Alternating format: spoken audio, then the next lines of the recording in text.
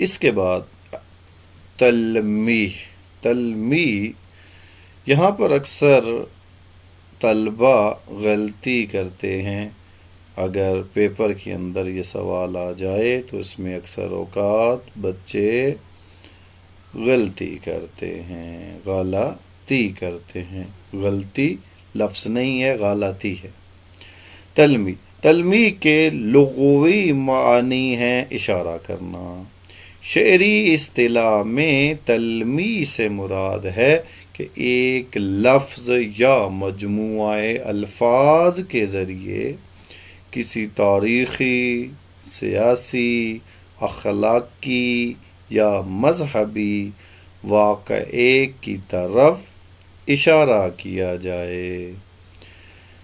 تلمیح کے استعمال سے شعر کے معنوں میں وسعت اور حسن پیدا ہوتا ہے۔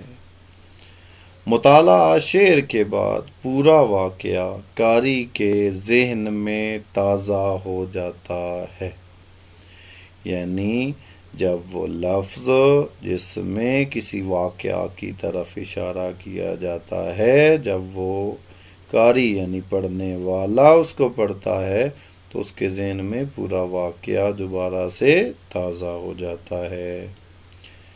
پر مثال دیتے ہیں، مثال کے طور پر غالب کا ایک شعر ہے، کیا فرض ہے کہ سب کو ملے ایک سا جواب، کیا فرض ہے کہ سب کو ملے ایک سا جواب، اور نہ ہم بھی سیر کریں کوہ طور کی۔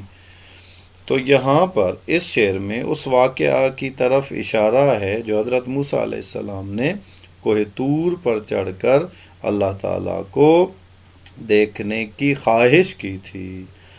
تو اس خواہش کے جواب میں اللہ تعالیٰ نے تجلی ظاہر کی، جس کی تاب نہ لاتے ہوئے آپ علیہ السلام بے ہوش ہو گئے اور کوہ طور جل کر سیاہ